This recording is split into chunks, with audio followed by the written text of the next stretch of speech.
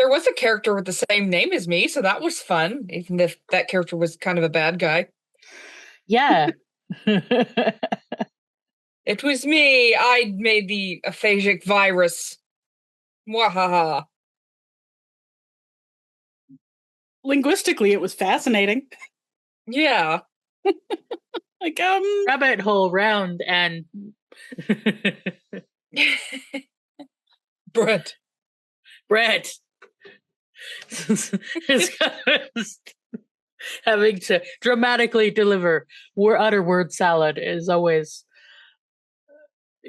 fun. In the words of Sir Patrick Stewart, acting. This is about something. The future. Mysteries. Prophecy. Faith. Struggle. Tragedy. Triumph. Purpose. Justice. War. Peace. Resistance. Alliance. Friendship. Family. Story. Hi, friends. Salutations. and welcome. This is 9 to 5. I'm Sara Ezzat to make the Fat Culture Critic videos on YouTube. I'm Ren the Barbarian. Yes, Ren the Barbarian, the YouTuber. And I'm Zylla Black, and you can find my work on YouTube at Zyllas Athenaeum. And we are here to discuss Babel, the third episode of Deep Space Nine's first season. I'm sure somebody in the comments is going to be like, you're pronouncing it wrong. It's Babel. Who cares? Babel, Babel. Fiddle faddle. Yeah. I suppose I was thinking... Tomato. Al Moraine, count 2-4. Wait, we're not at that episode yet. Oh, God. All right, let's do the summary. Babel, teleplay by Michael McGreevy and Nareen Shankar, story by Sally Caves and Ira Stephen Bear, directed by Paul Lynch. Miles O'Brien is having a bad day. Everyone wants him to fix everything immediately. The top of the list is the command-level replicators, and as he's completed repairs to one of them, we see he doesn't notice that he's set off an odd tech doohickey. Still, job done, and he orders himself a coffee. Double strong, double sweet. Sometime later, he develops a strange aphasic ailment. He speaks in a jumble of random words and can neither communicate what he means nor understand anyone else. Dr. Bashir starts looking for a brain injury, until others start showing the same symptoms. It's not an injury, it's some kind of virus. In fact, an artificially engineered virus. Sisko orders a station lockdown, but Quark is running his bar at full tilt, something that draws Odo's suspicions since Quark's replicators were also malfunctioning. It turns out he's been supplying his menu from the fixed replicator with the odd tech doohickey, which Kira now finds. So now they have the source and an explanation. The virus was a biological weapon planted by Bajoran resistance fighters when the station was part of the Cardassian occupation. It was never used because the resistance fighters were probably captured before they could use it. Definitely captured, Kira discovers as she researches the likely bioengineer Deacon Ellis, who was captured and died in a labor camp. And Kira is desperately searching for anyone connected to him as Bashir seeks a cure to the virus. The virus which has become airborne and is now taking out more and more of the crew, including Sisko's son. Things are looking dark as Miles takes a turn for the worse. And then Bashir is affected. So many are infected that Odo is now working on ops. Kira has found Dr. Cermak Wren, who worked with Deacon Ellis, but Cermak is refusing to speak to her. Kira takes a runabout to go see him. She promises she won't break quarantine, or at least she won't step foot on Bajor, and she doesn't. Instead, she beams Cermak Wren to the runabout, kidnapping him and exposing him to the virus. What a way to coerce his cooperation. Back on the station, even Sisko is now affected, leaving Odo to run the station with the only help he can find, Quark. And the two of them are trying to manage a panicking freighter captain who is trying to break quarantine by force. If they can't stop it, his ship will explode and take out a chunk of the station with him. Working together, Odo and Quark save the freighter captain and the station, while Dr. Cermak finishes Bashir's work to cure the virus. And with the station saved, Miles can go back to work because those damn replicators are still not working correctly. So, initial thoughts? Z? Yeah. Viruses that people will panic and deny and yeah, okay. We've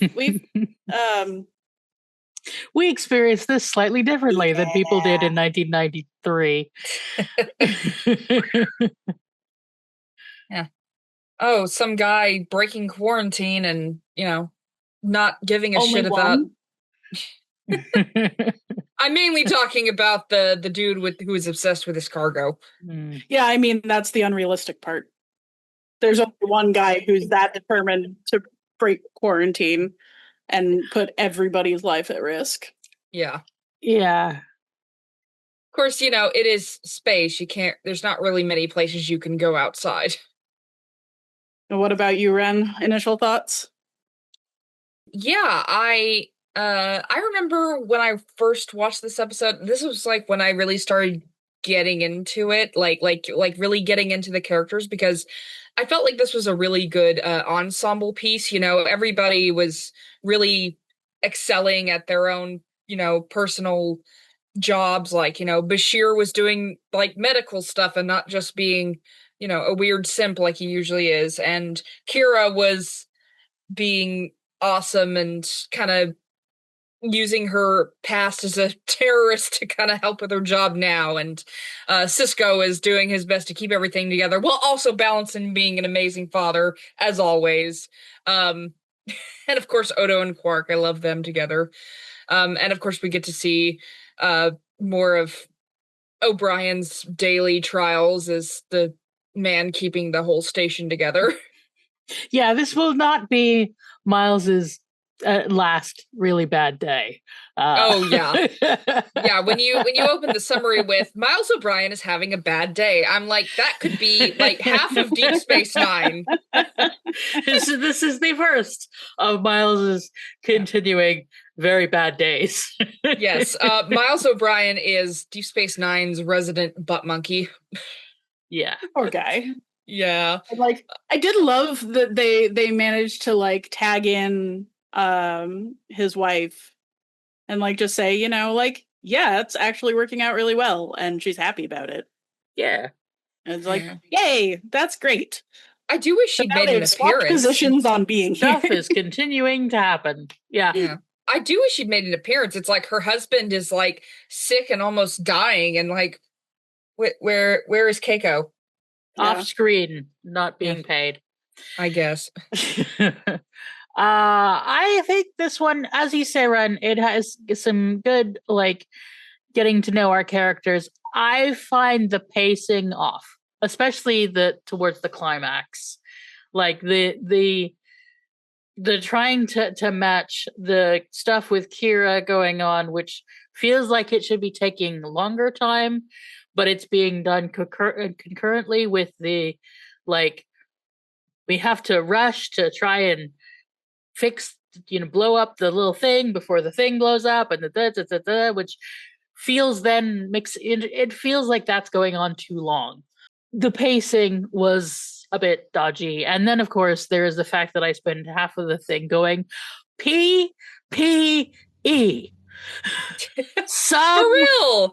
Wear some gloves, mask, something. Just give us some techno, babble about,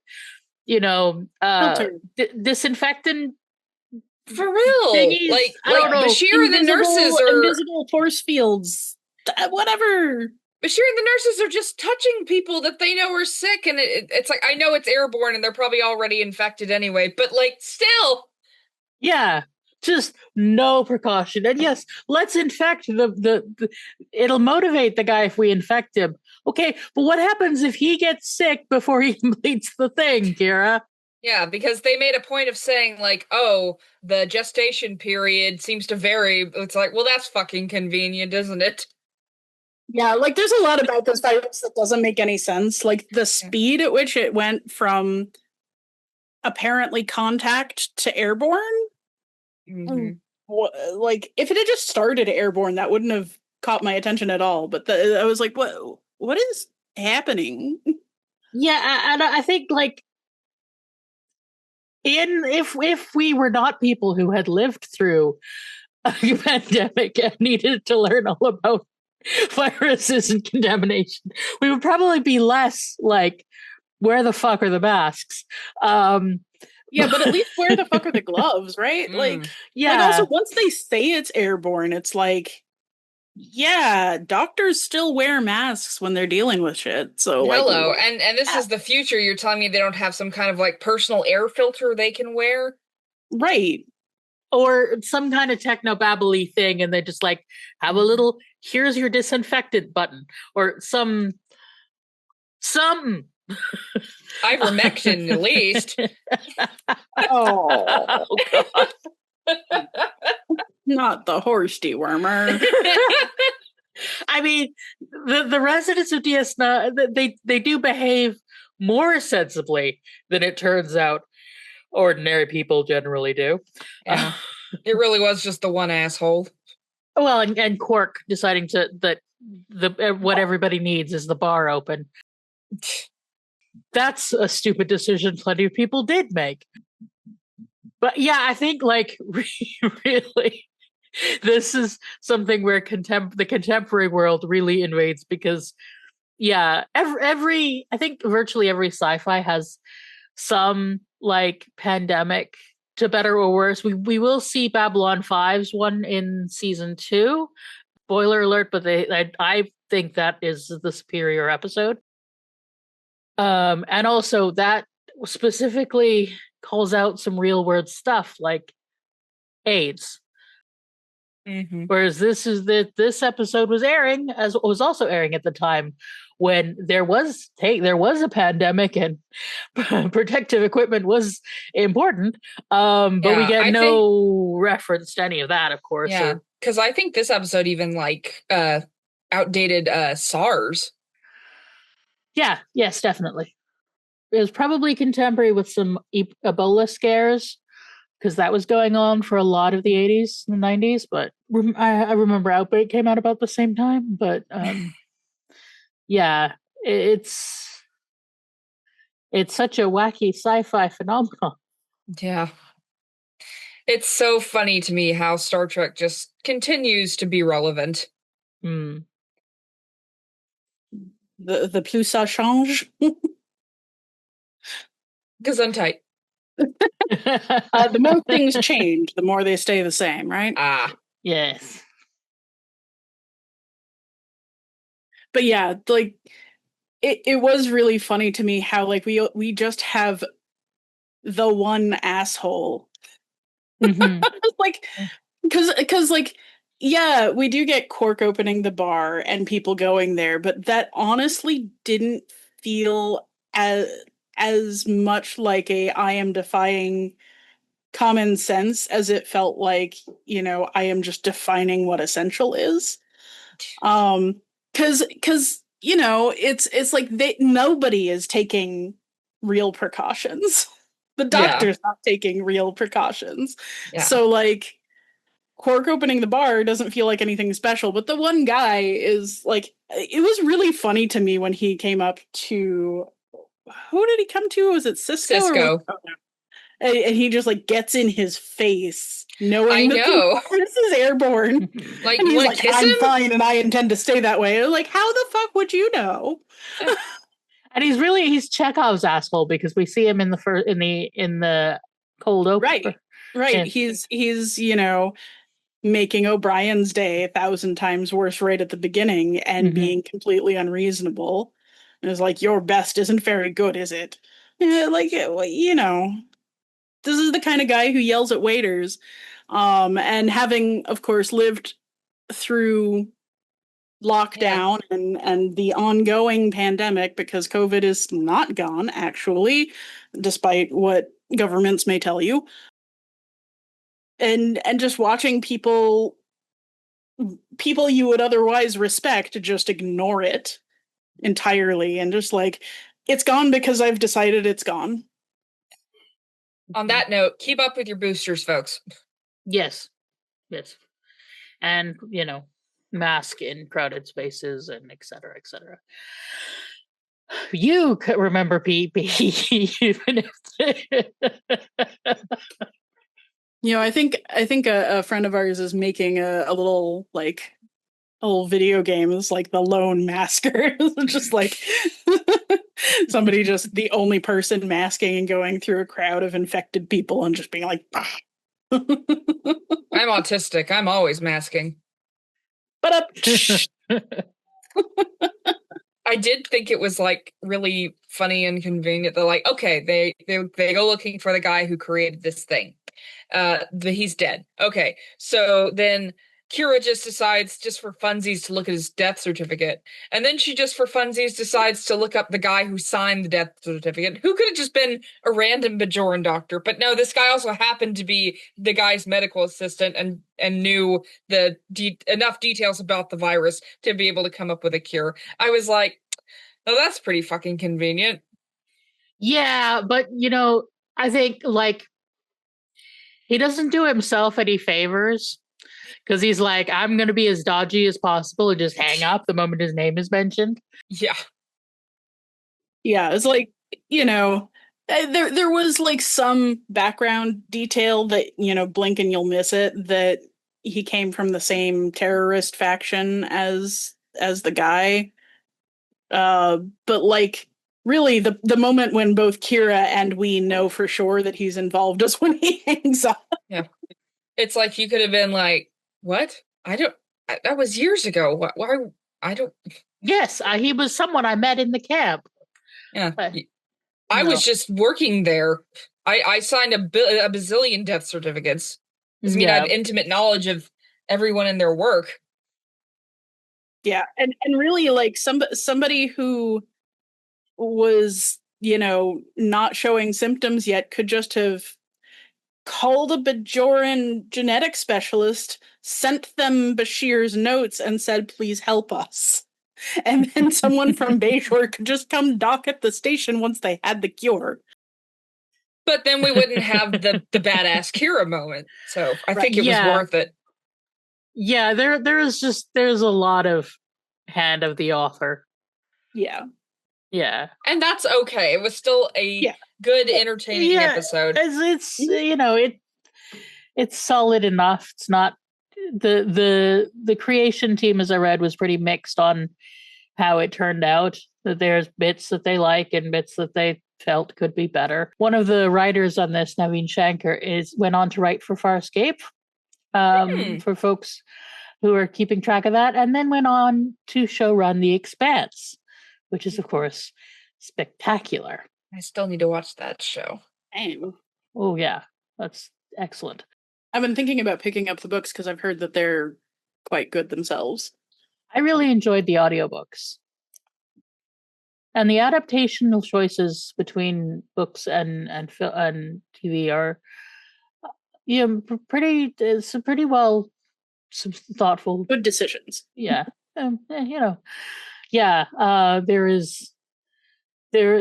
combine a few characters to end up creating like one of the most badass women characters in science fiction. But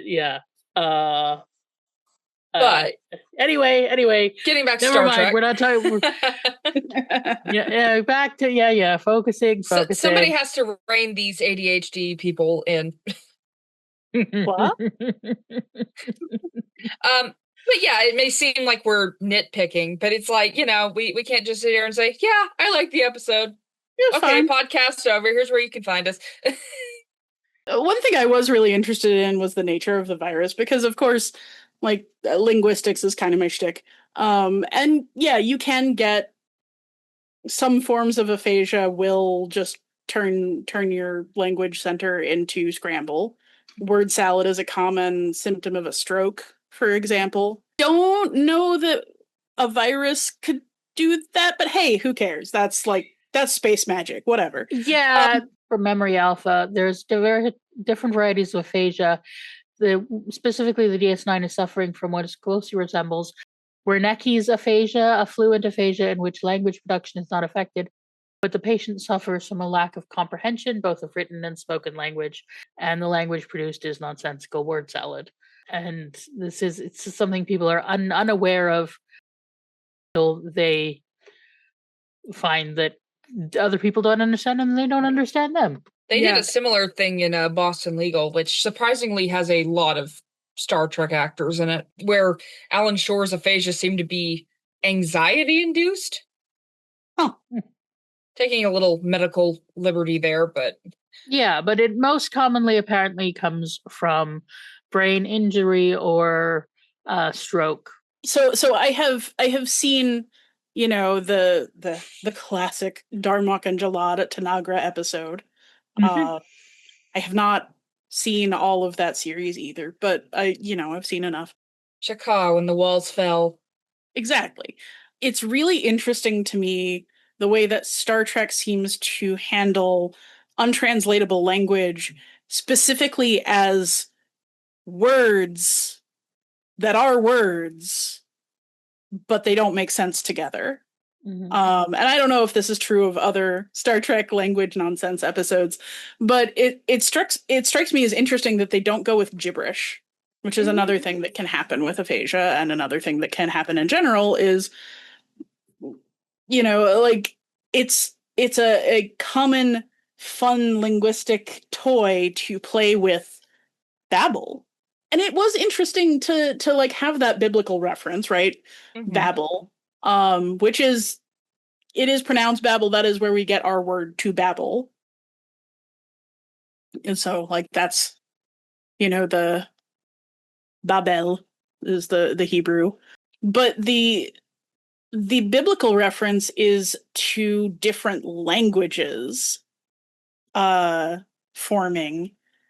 So groups of mutually comprehensible speakers of different languages, not, complete aphasia and inability to communicate, but that's not how we're getting it here. It's much more individualized word salad and bread.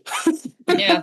It would have been interesting if, like, we when you're watching Star Trek, you have to go off of this notion that there is this overall translation system that, translates everyone's words into something that can be understood. And, adiegetically, it's in English for the ease of the audience. I don't know, maybe diegetically, it's like some kind of common tongue, like they often do in fantasy and sci-fi. But yeah, I do think it's interesting that they are still speaking English, but it's just random word salad English that the translation thing couldn't parse through. Like, what if the aphasia had, like, made them reverse back to like the native language that they speak from their own planets? Like, who knows? Cisco could have started speaking French since he's from Louisiana. Was apparently a writing issue because they first tried writing gibberish, but then felt it didn't really work, and that they needed to have like the sense that the person actually knew what they were saying, and it needed to have like the rhythm of speech. So they went with the word salad thing, and apparently the scripts had what the character was actually trying to say in parentheses. So it's apparently really interesting writing. Yeah. See, that's another thing I wish the episode had gotten into. I wish it, because like you said, it's clear that the actors had a specific line that they were saying through the word salad, like especially with O'Brien. I think he did that really well, Colmini, where you could tell he was clearly trying to say something. It just was coming out as word salad. And I wish they had spent a little time on like trying to like figure out the aphasia, like decode the aphasic language, because it's clear that some words meant other things. And I would have been interested to know that aspect of it. Maybe have like the aphasic patients try to like figure out a way to communicate with like the medical staff and stuff. Mm-hmm. But we just there's too many moving parts in this story already, so I guess they didn't really have time for that. Yeah, instead, we have them figuring out sort of how to communicate with body language and signs and stuff. It's vibes based. People are actually very good at nonverbal communication for the most part. We do have a set of culturally established norms for body language. I would love to see a story explore, I don't think this one, but a story explore what happens when somebody who signs becomes aphasic. Like, because I actually genuinely have no idea what that would look like. Like, could they still sign properly? Clearly in this, they couldn't write properly, but it was really interesting to hear them repeat phrases. So I could tell by the way that they repeated their nonsense phrases that they actually had, there was a cipher happening. Yeah. Which is not necessarily going to be true for aphasia, by the way. And they did make it pretty clear that patients couldn't understand each other either. Yeah. Which I appreciated. So like everybody's particular pattern was different. But yeah, it is an interesting writing challenge to try and write something that feels like speech. It is actually something that has come up a lot in video game writing. Mm-hmm. Like if you're familiar with Simlish. Yeah.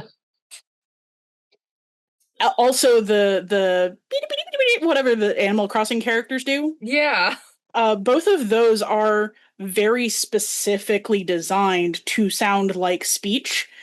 And I think at least in Animal Crossing, it is designed to sound like speech patterns in the language that you have the game set to, because it does differ across languages. So that makes total sense as a writing challenge.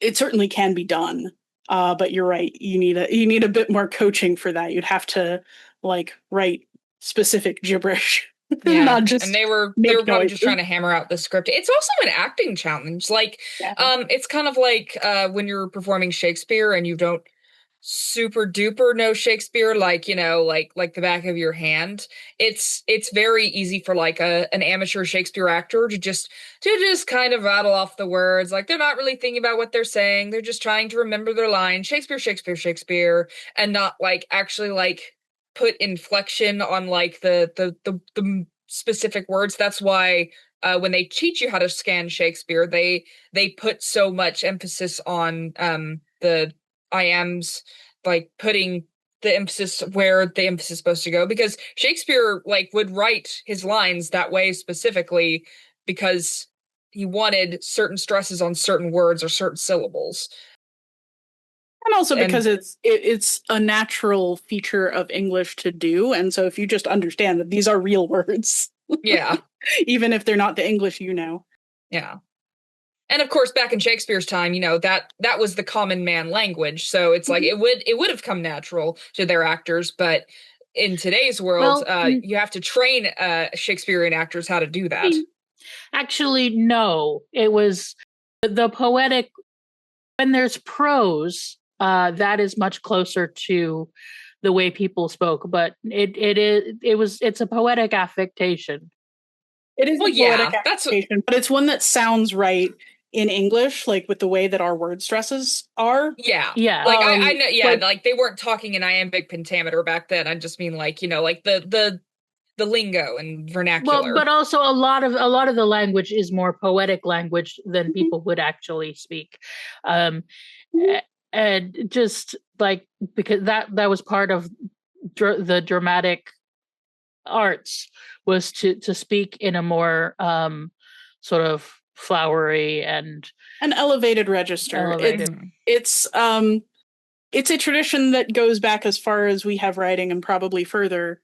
We can trace back poetic meter into Proto-Indo-European forms, which is a point at which we have no writing. We can just compare things that came from it and go, yeah, these are the same, so they must be coming from a single source. But like there is a rhythm to where the stresses go in words in English that is particular, that lends itself to the particular poetic form that was being used, which is, I think, what Ren and I were trying to say. Yeah. So, like, in Greek, you can pretty easily put together dactylic hexameter, which is why you get things like the Iliad and the Odyssey. Right? That's not the same in English. That's actually difficult to do in English. You can, but it's difficult. Iambic pentameter is much more natural for English than other poetic forms, but not like everyday speech. Yeah. The neat thing about iambic pentameter is it's actually iamb is is the stress as you would. It comes from javelin throwing because the step is the way that you would. I've not heard that Interesting. one before. Yeah. If I'm wrong, it's because a teacher told me something. It's because a professor told me something wrong with that. Was how they taught me. It was like it comes from the step that you would do to. Wow, Sarah, way to throw academics under the bus. No, throwing javelins. To them under the javelin. Better under than at. Exactly. Yeah, the sort of rhythm of speech. And the particular sort of consonant spread that you use, even which sounds that you make, like English doesn't have a h sound naturally. And a lot of people who don't grow up speaking a language that does actually have trouble learning how to make it because it just doesn't come naturally. There are lots of languages that don't have a th sound. And the same problem. Like if you try to get someone who was raised speaking purely French to say th, it's actually almost impossible, right? So when you're writing gibberish, you have to be extremely careful in how you create it. And if you're not an expert, of course, that's going to be much harder. So while I notice it doesn't. I don't feel like it's a lack. I just feel like it's interesting. But again, I feel like the actors did a really good job in like delivering the lines as if they were saying like normal sentences, especially Cole Meany. I could almost understand what he was saying, that his inflection was so convincing. Yeah, actually I was really impressed with Jake's ability to communicate distress. Yes, I think like that's the thing that they really do, even though it feels kind of silly to be like bread, run, money, whatever. Like they do, all of them do manage to convey the sort of the distress at not being able to make themselves understood in the various ways, and they don't repeat. Nobody does it exactly the way anybody else does. There is a very subtle changes to it. And one of the things that I love is the interactions between Jake and Ben. As you know, Jake is so distressed, and Ben is trying. Cisco tries to comfort him, and is one thing noted is one of the Avery Brooks changes to the choices in the script was to be physical with Jake. I'm physical with my sons. I hug my sons. So Jake is in distress. I'm going to hug him. I'm going to be affectionate. And it's one of those ways that it really shows, again, the nonverbal communication. I really can't imagine Cisco doing any less, right? Because if you can't communicate in words to comfort your child, what else are you going to do? There's an Italian singer named Adriano Celentano. I think he's like more from like the 70s. And he was really interested in like American rock and roll, like the Elvis Presley sound. And so he would write songs in gibberish. And apparently to the Italian ear, it's what English sounds like if you don't speak English. And so you listen to the song from an English speaking ear, and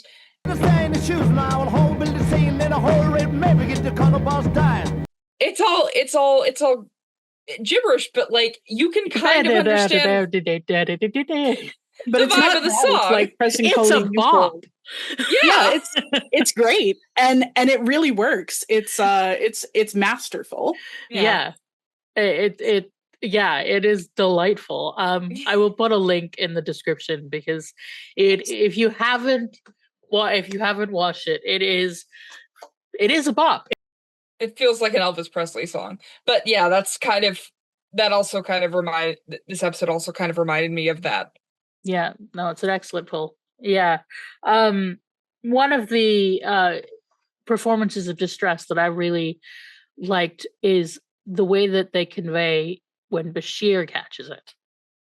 Mhm. Yeah, that face he made of just like resigned, what are we gonna do now? Yeah. He, his actor is so young in this, or at least his character is supposed to be so young. And all of a sudden he just looks like 10 or 15 years older because, he feels like he's got the weight of this entire station on him, trying to keep everybody, because he knows people are dying and it's his responsibility to stop whatever's happening. And now he realizes he's also losing his facilities to do his job correctly, and you can tell that's just weighing on him. Like, what if I fail? What if I can't save them? Yeah, and we get it from his perspective, and then it turns around and we see his reaction, and that is one of the best aspects of this film, or this episode. I think is just that, that turn. Even though, for fuck's sake, man, wear a mask and some gloves. What's really funny is that later on, during a scene where Bashir is doing surgery, we will see these kind of red suit things. I can't even describe it. It looks like some kind of Monty Python sketch where they look like the Spanish Inquisition. Nobody expects the Spanish Inquisition. The Spanish Inquisition mixed with chess pieces. And it's like, why weren't you wearing this the entire episode? They probably hadn't come up with them yet in costuming. The first thing that the CDC does when they don't know how a virus is getting around, they suit up in hazard suits. That's how things work. And it's sci-fi, so you could do a sci-fi version and have a little personal force field, but no. Yeah. You don't even have to I have a little just... button here that gives me a personal force field, so I can yeah, exactly. Just boy, anything. wouldn't that be nice? They actually do in the after the original series was canceled, they had a very short animated series that brought back some of the original actors. And what they would do is instead of draw the characters in spacesuits, they would put on these little belts and they would push a button and it would make a little force field around them so they could go walk around in space and stuff. And you just see a little yellow outline on the characters. And I'm like, you could do something like that. I mean, maybe, you didn't even have to add the graphics. You could just say oh yes, this little belt I'm wearing. A little bit of static to show it turning on. Yeah. But anyway, the things they didn't think of at the time. But so yeah.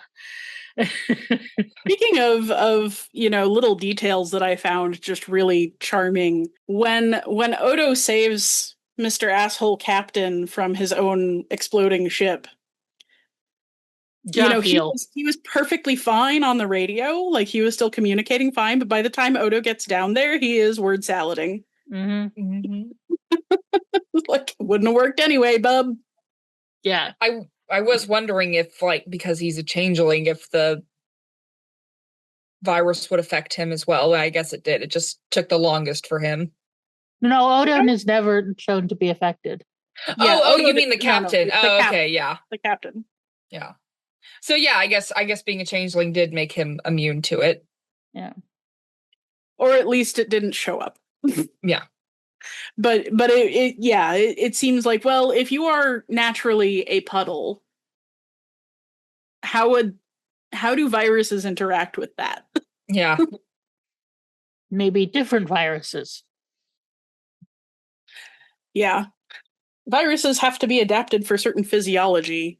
But I guess most Star Trek aliens are, Star Trek aliens. Yeah. I don't even think Odo needs to breathe necessarily. So. Yeah. There is a sort of explanation in TNG about a lot of the humanoid races having a common ancestor. It's a little dodgy, but a thing. All right. Which explains why Jeffrey Combs shows up in so many different species. I don't know who that is, should I? You will come to know Jeffrey Combs. He's one of these recurring people, and it ends up building a couple characters that are recurring characters. But that Star Trek is has a thing where if someone is good at handling the makeup, they will use them again and again and again. Yeah. I mean, that's Yeah. reasonable because honestly, that kind of makeup is terrifying. Mhm. Yeah.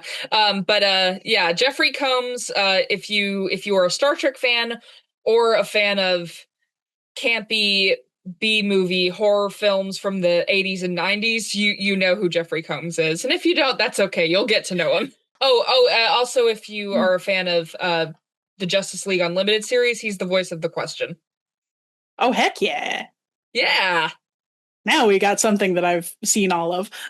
Yeah. Yeah, tends to be quite the Venn diagram overlap with voice actors and actors who can handle the crap on their face.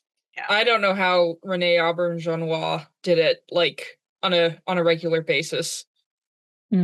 Yes, as Odo. Yes, quite a lot of. Yeah. It at least isn't like over his mouth. Yeah, but I mean, it is over his ears because if you his ever took it, and, if you ever take like, a close right look at his above ears, his eyes. Yeah. And then Armin Shimmerman with the Quark makeup and the teeth and the teeth.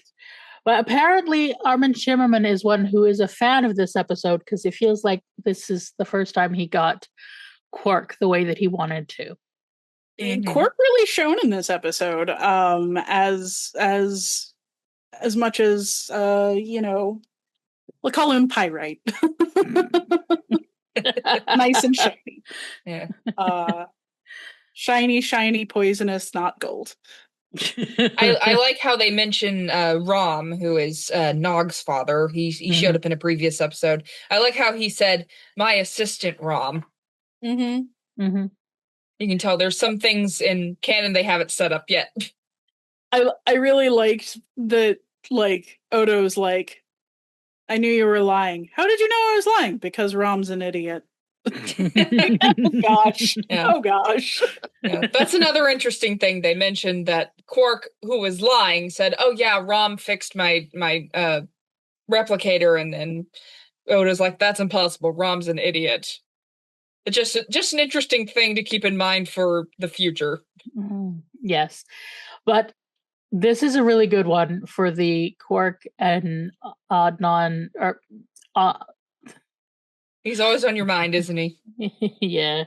Miss him. The Odo and Quark odd couple. Yes.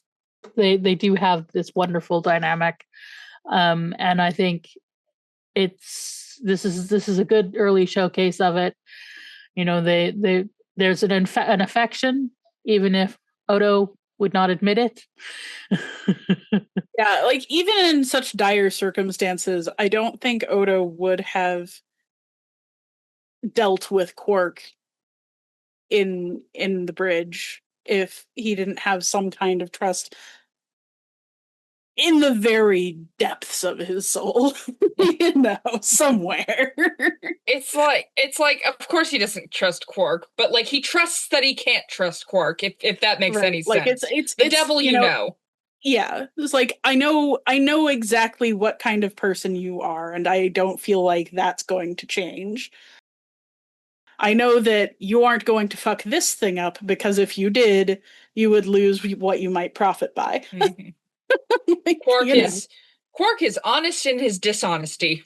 He shows up for people. He's going to ask for reimbursement. Yeah, they said we'll discuss it later, but for now, and it's like, which is always much worse than. But he does show up. He does. But he does show up, and nobody else does. Yeah, he's very Rigelian. I was just thinking, he reminds me a lot of Rigel. Yeah. He's not quite as much of a hedonist. He's a little bit of a hedonist, but not in the same way Rigel is. So we talked about our odd couple. Let's talk about Kira. Wasn't she fabulous in this episode? She always is. I love how they, put her in the spot of like the tired researcher. Like, she's over here and she's just trying to work with this computer and just running into dead end after dead end. And then finally when she finds something that could maybe lead to something, she's like, give me a runabout. I'm going to handle this my way. Like, she's been waiting for this moment where she gets to be terrorist Kira. Yeah, a little bit. Just a bit. And I was just checking you were in the office before I kidnapped you. Oh, what a great role. I bet Nana Visitor had so much fun playing Kira. I really like the moment where, she's trying to convince Cisco to let her go do the thing without asking too many questions. And it's Odo who backs her up. Mm-hmm. It's like, you know what? Odo's right. I should just trust her. She's not going to break quarantine. She cares too much about people for that. Well, she's not going to step foot on Bajor. Whether is it breaking quarantine to bring someone into you? But she's not going to put people at risk that she doesn't feel absolutely need to be there. We'll put it that way. Yeah.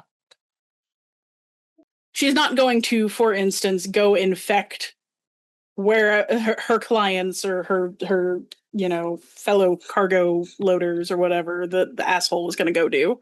Mm. She's not careless. No. She is a little bit reckless, but she's very intentional. She knows what she's doing. Her movements are very calculated. Yeah. She makes the calculated risk that if she puts the guy who won't help in danger, he'll be forced to help. If anything, to save his own skin. Yeah. Why was he even unwilling in the first place? Probably because he thought he'd be in trouble for creating a terrorist weapon. But she already knows, and if he doesn't help, then he's going to be in trouble for being responsible for a bunch of people dying. Mm-hmm. Yeah, it's like if you know the thing exists and somebody is calling you about it, it's not like the Cardassians won and he has to deal with them. He has to deal with the Bajorans. The Bajorans know why he did it. They probably approve. Maybe the Federation, but I mean, they're the Federation. Yeah. They're going to send you to New Zealand for a few weeks unless you can pilot a pursuit. Never mind. That's a different series. They're rehabilitation focused. What is that one country that has the correctional facilities that are basically going to a spa? Is it Sweden? I think it's either Sweden or Norway. Yeah, but yeah, it's when the Federation punishes you, it's basically like going to one of those prisons. I mean, most of the world is not as harsh as America. Yeah. Yeah. The American incarceration system is a nightmare. Not that this is any way relevant to the episode. It just bears saying. Yeah. But yeah, no, I loved that moment. Like you said, when Kira was like, I just want to see if you were in your office. Bam. Yes. I like that she scanned the building first and was like, one life form detected. And she's like, perfect. Gotcha. I'm surprised she even bothered to check. And it's one thing that makes this not a TNG script. Mm-hmm. Because this is not how someone from this is not how a Starfleet officer would behave. Mm-hmm. Yeah, and you could tell that Cisco had some idea of what she might be about to do, and was not terribly in favor of it. Just sort of right. Didn't see you, couldn't have stopped you. Yep. Didn't ask. Don't want to know. He's learning to trust her. I love, like I said, I just continue to love the dynamic between them. It's like he comes to Deep Space Nine doing things one way. She's there doing things her way, and they have to learn to compromise. It's just one of the things that makes this series so beautiful. Yeah, and it's maybe there's something could have been developed a bit more in this episode, in that we are new at people at this crew working together and learning to communicate with each other. Maybe that's something we could have played with a bit more, but as it is, it's a serviceable episode with some very good moments. Yeah. Yeah. I said, I think everybody had their moment to shine in this episode, pretty much. Dax could have done with more. She gets a little bit. Yeah. Although she does some very good nonverbal communication in trying to convey that Miles is getting sicker. Terry Farrell always manages to do something with what little she's given. There's something in this episode that we didn't talk about is that interesting little moment of, I'd forgotten what it was like to be female. You get so much more attention. I kind of like it. Like, ooh, yes, we got some interesting gender. I mean, some women like the some people like attention from strangers in that way. Not me. Or I. I like to think that in the future, it's less threatening to get that kind of attention. That'd be nice. Yes. None of us know what it's like to be perceived as male and to see what that would be like. This is the thing that Trills get to experience multiple versions. And yeah. I mean, there are times in circumstances in which it can be really enjoyable. Like, I used to do burlesque. I used to host, and I was never comfortable peeling, and I'm not coordinated enough to dance. But in that circumstance, that's a circumstance in which it's like you're playing with the being object or subject of a particular kind of look, and you sort of step into it by choice. And in burlesque, there are rules, and one of the jobs is, when you're hosting, as I did, is to sort of establish the rules and maintain that everything is happening on the performer's terms. And there are people who very much enjoy that. Like this month's conversation with Joy is with Vera Wild. And she enjoys attention from strangers and that kind of thing. And more power to her if that's what she enjoys. Absolutely. They're definitely, like, I enjoy attention on my terms. But like walking down a hallway or down a street, those are not my terms. Yeah. I like attention from people I trust. Yeah. Not just some random jabroni you pass in the corridor. Yeah, it feels threatening when it comes from strangers. Like, if I'm at a goth club and people are like appreciating my dancing, I'm not gonna mind that. That's fun. I think that's a little different than the objectifying your body thing.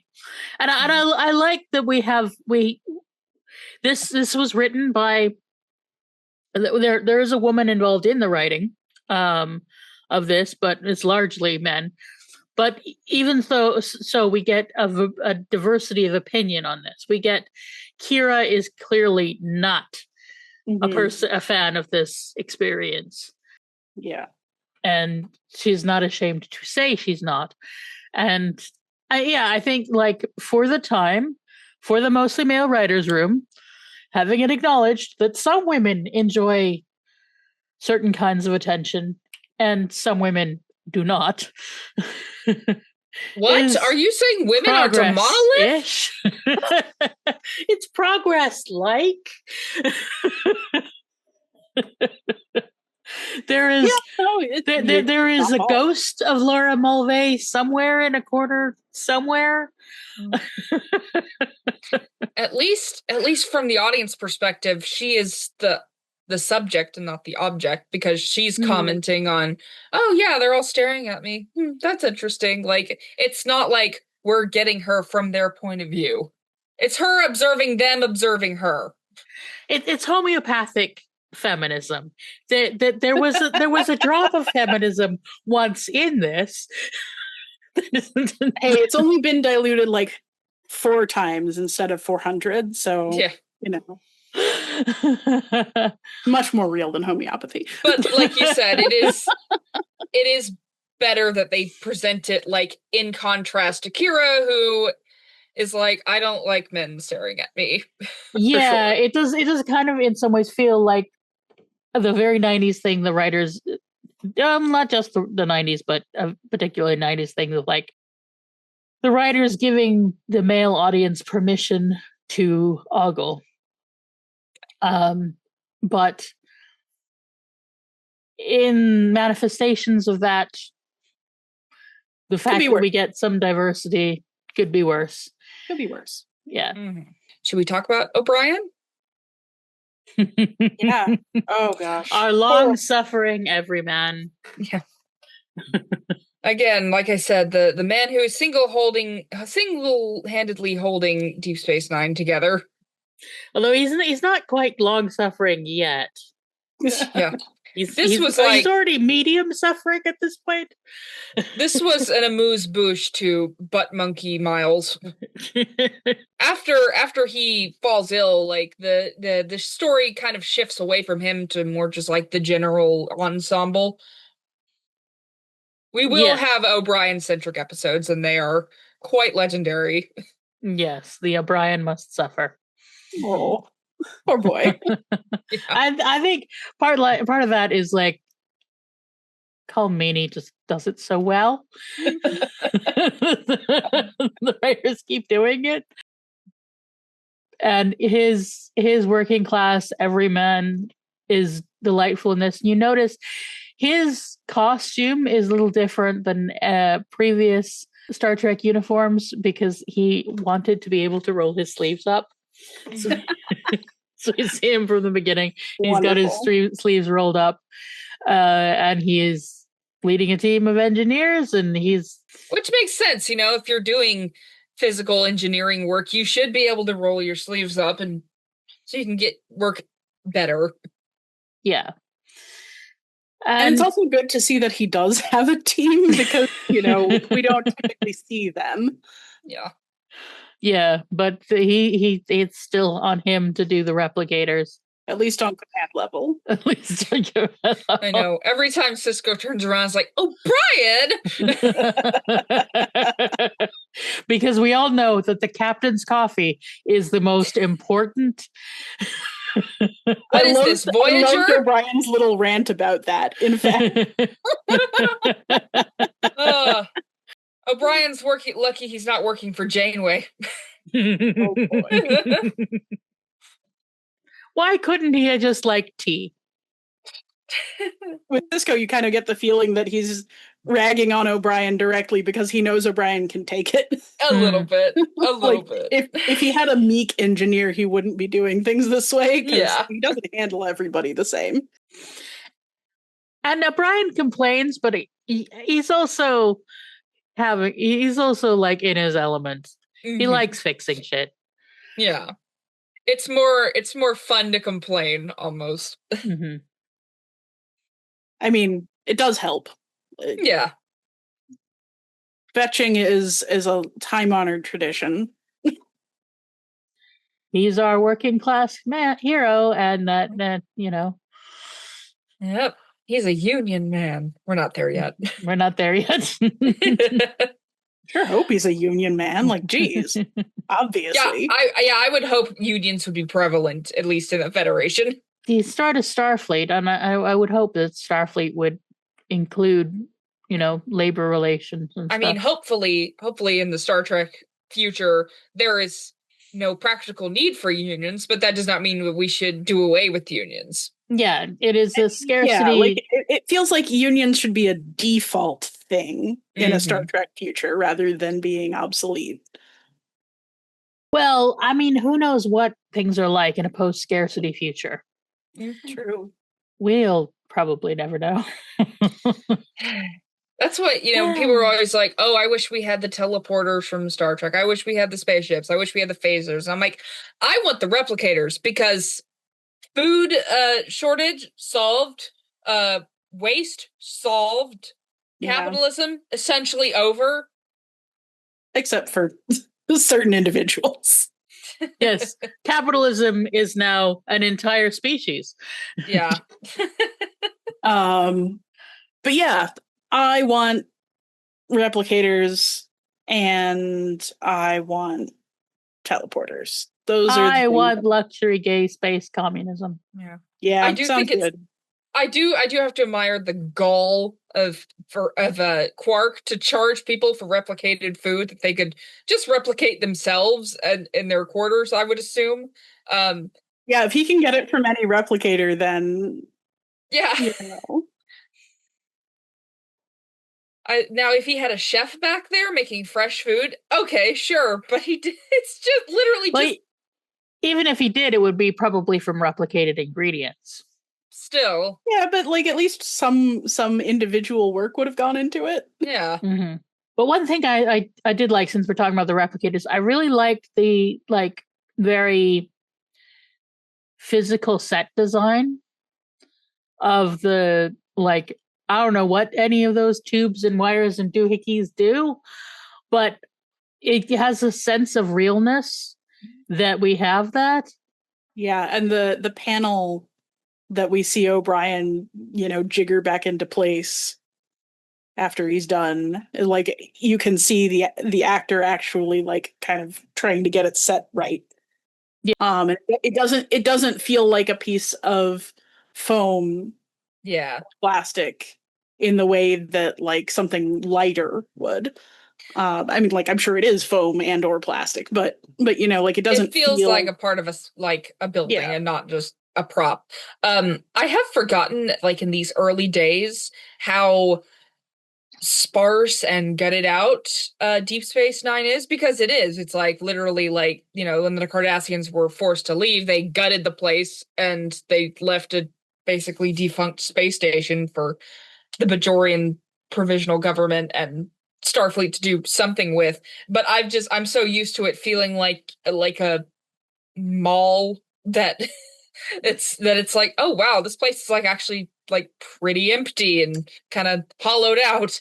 It will evolve over time, but like right now it still feels like, this place was just abandoned. Yeah, and I think part of that was also like the sense that people were the quarantine lockdowniness that That too. It the feels a lot more empty because people were in their quarters, but even before then, even in the early episode, it's like I felt like, wow, this place sure is a lot less full and bustling than I remember. Yes. Yeah, Babylon 5 actually follows sort of a similar set arc. Where, I feel like in these early episodes of Babylon 5 we're seeing a lot of like empty corridors and half constructed stuff. And later it really will feel like a mall or a city block. And it's an interesting arc for the set to take, and one that makes a lot of sense practically. Yeah. Like as you get more established, you can put more time and effort into it. Yeah. I appreciate that kind of realistic sense of, oh, it's unfinished for now. Still making the place a home. Mm-hmm. Does anyone have anything else? Nah. Yeah. I'm good. It's not a very meaty episode.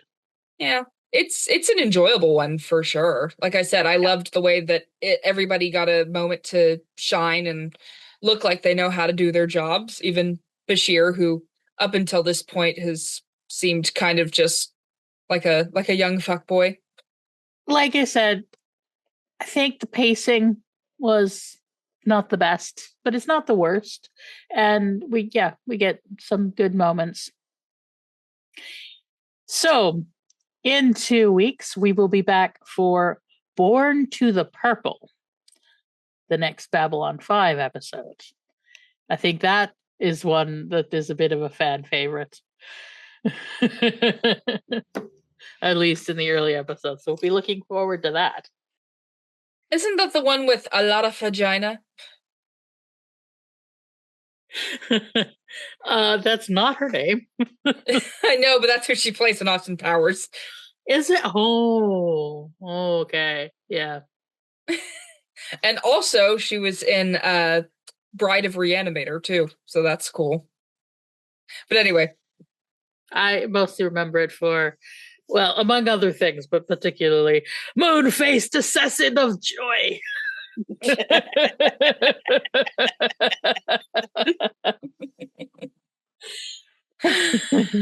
Okay, but to finish out, what is your favorite parts of Babel, Fibble, Faddle?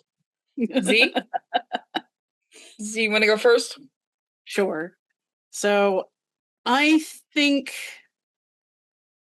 actually my favorite moment was watching for like the start of things, of like, something is about to happen, but it's not until Cisco turns around and says, "What did you say?"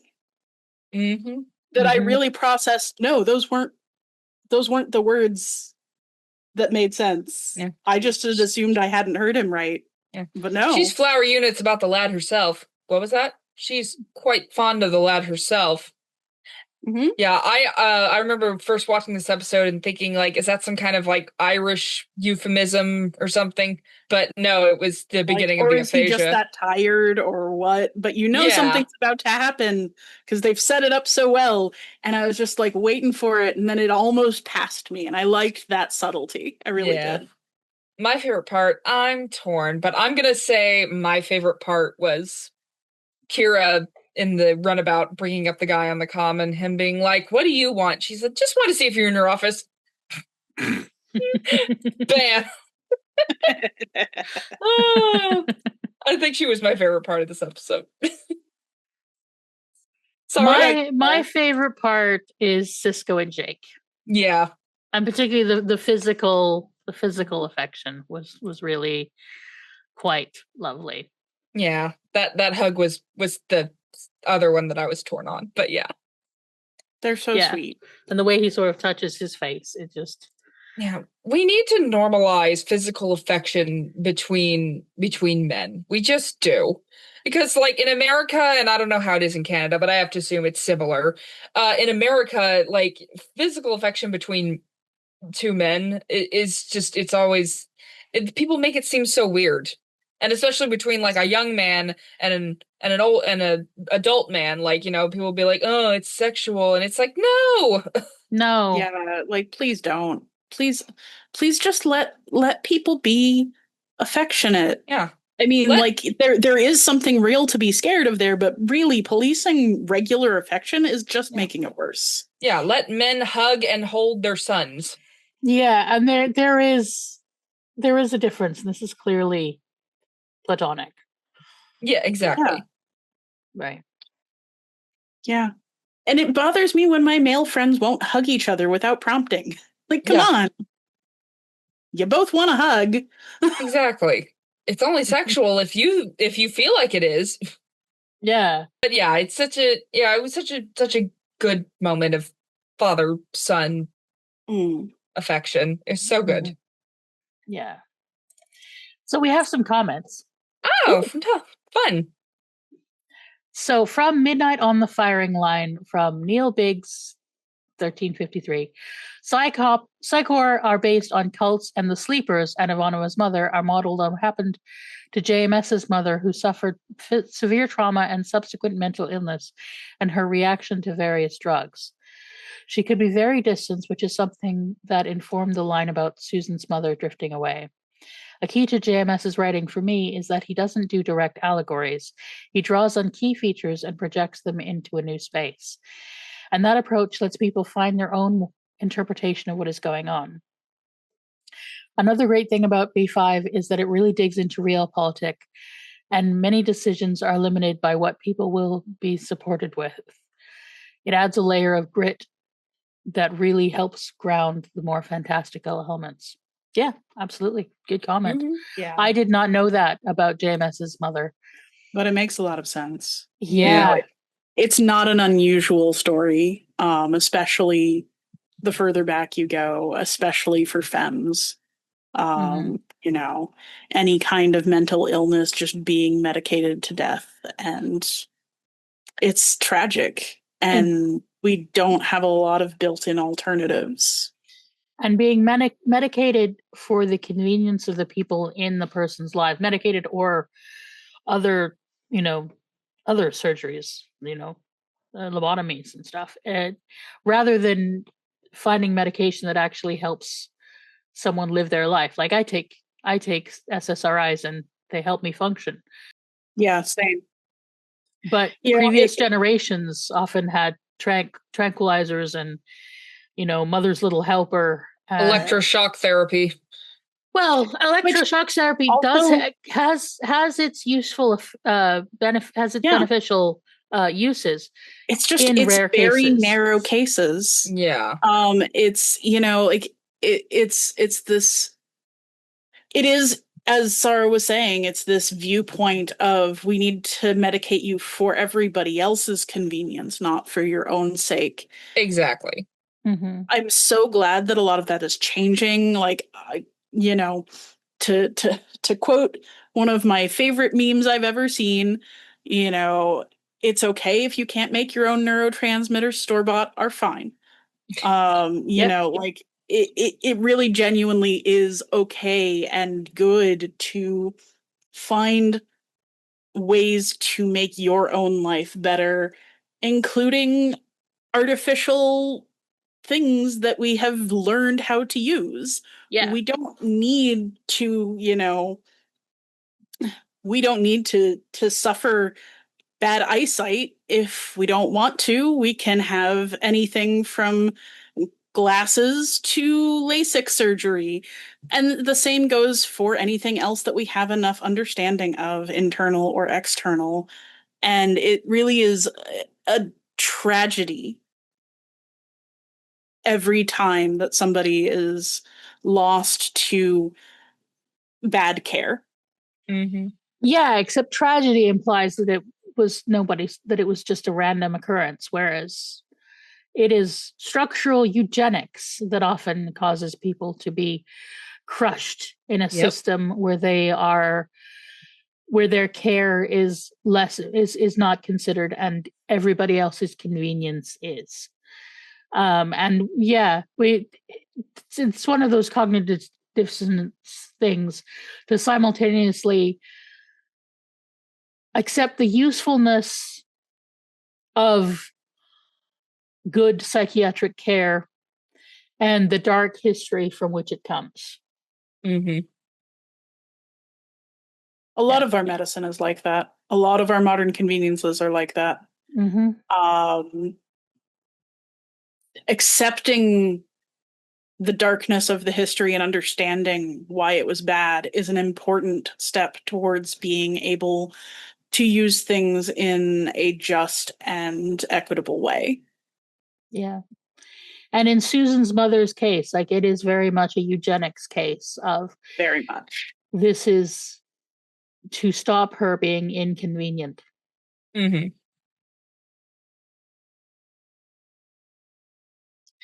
Yeah, thanks very much for that comment, because you're absolutely right that layer of real details in a fantastical setting does really ground that show in a way that not everything gets. Yeah, and it's that is a really great way of writing, to take particular things and use them in new settings. Allegory can be amazing.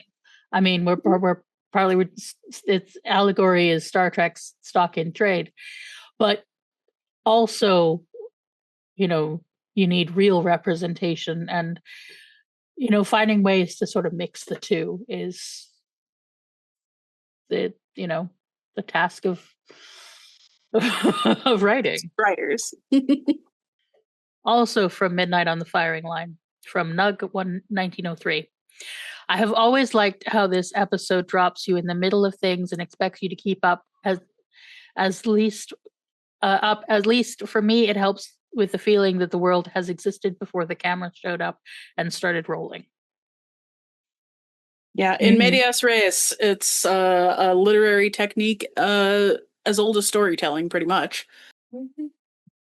And it's really great for feeling, like you said, like you're in a world that exists beyond the edges of what you can see and hear. Yeah. Yeah.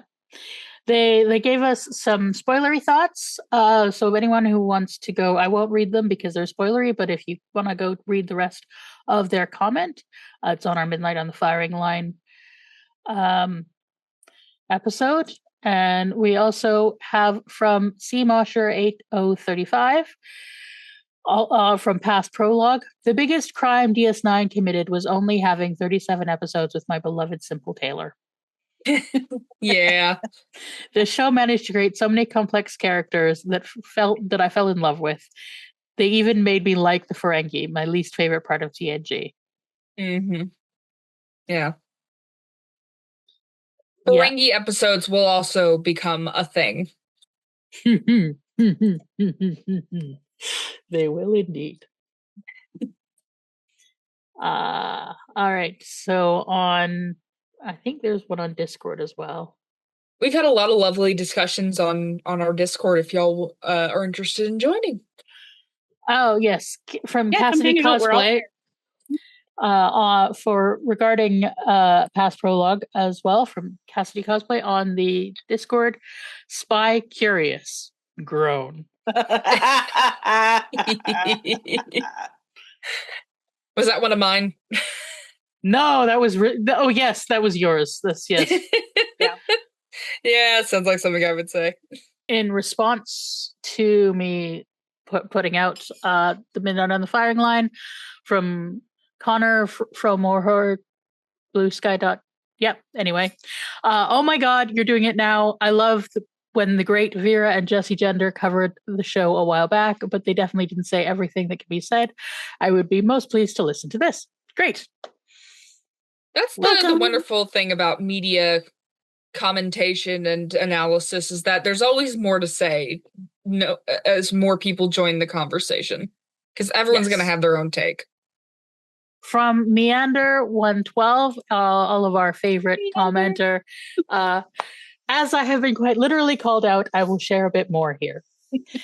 As a fan of all three of you, I was utterly thrilled when I saw the post announcing this podcast, and I gleefully look forward to the entire run. I love the widespread of experience with the shows and background expertise between the three of you. So kind. Yes. I leave my snow clones of Blood for the Blood God, Skull for the Skull Throne from WH40K Universe, which I don't play. Warhammer 40. Okay, all around YouTube for two reasons. One, I round up to being a cishet white guy, so I don't think I should put my views of any kind out there, since certainly enough people like me have dominated things for too long. One, that doesn't mean you don't have something to say. So when you do have something to say, you should. Exactly. But also, I love that attitude of try, yeah. Meander, you're a good guy, Greg. And second, given everything going on in the world, both personally and otherwise, I often find I don't have the energy to focus and come up with an enthralling and stimulated comment on the content I watch on the similar channels here. It's taken me a few days to sit down and write this, for example, so I do what I can. And yeah, we appreciate you. We appreciate you. Yeah. Every time you pop up in my notifications, I always smile. I'm like, there he is. Yeah. And it's just, for the rest of you, it's an example to follow. Mm-hmm. You don't have to say anything useful. My go-to comment is good work. Although I have heard that YouTube is now trying to filter out automated comments. So try to say something that isn't just good work. Maybe, chuck something a name in there or something. I liked this. Yeah. But you could even say something simple like, hey, that's a cool shirt. You can follow Meander's example. Blood for the Blood God is a totally fine format. Hype for the Hype God. Gathering for the Gathering God. We've got variations on everyone, and my partner always gets a kick when we come off of our Kyo gaming streams, and I'm like, hey, look, it's Hades for the Hades God.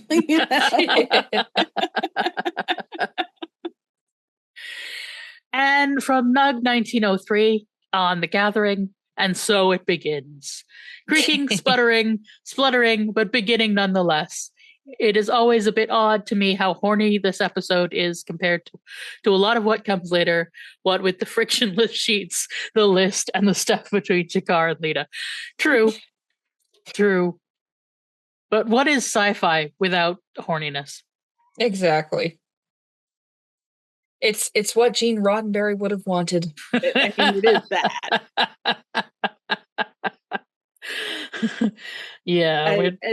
What is sci-fi without the horniness? There are actually a lot of answers, but I don't think we need to go into that now, because definitely it's neither of these shows. You can be as horny as you want to. Speaking of horny sci-fi, Born to the Purple is next episode. That is it for us for now. We appreciate your comments, thoughts, and whether it's whether you're giving us a bit of the lore to talk about or just letting us know that you're here and you're enjoying it. Whatever you do, we appreciate you. Yeah. Live long and prosper. Mm-hmm. And with that, want to tell the folks where they can find you. Well, I am Ren the Barbarian. Yes, Ren the Barbarian here on YouTube, or I guess if you're not listening to this on YouTube, over there on YouTube. I make, when I do make content, which hasn't been in a while, I make content about Star Trek and other pop culture. I have been working on a video about Batman TV shows. That'll come out eventually. Got my attention. So you can find me on YouTube as Ren the Barbarian. You can also find me on Tumblr, Blue Sky, as Ren the Barbarian, or on TikTok as the real Ren Shady. Zilla? Hi, I'm Zylla Black. I run the YouTube channel Zyllas Athenaeum, where I talk about lefty politics, activism, deep thoughts on major topics like AI literacy and, ACAB, stuff like that. I also talk about linguistics and history and board game shenanigans. I have an Archeo Gaming live stream most every Saturday on Twitch at Zillable. That's syllable, but with a Z. Right now I am doing a run of Hades 2 with my partner Tortoise. And you can see all those streams later on my YouTube channel. But if you want to join me, Saturdays at 3 Eastern. And you can also find me on socials, mostly Blue Sky, but also Mastodon at Zillable as well. And I'm Sara Ezzat. I run the Fat Culture Critic videos on YouTube, as well as this podcast. And I'm doing my Conversation with Joy series.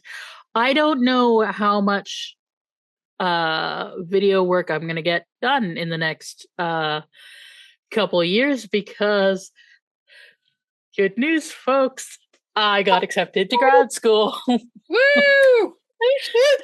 I shall be a master of the interdisciplinary arts. As if there was ever any doubt that you were going to get in. There was in my head. Not in anyone else's, honey. Yeah.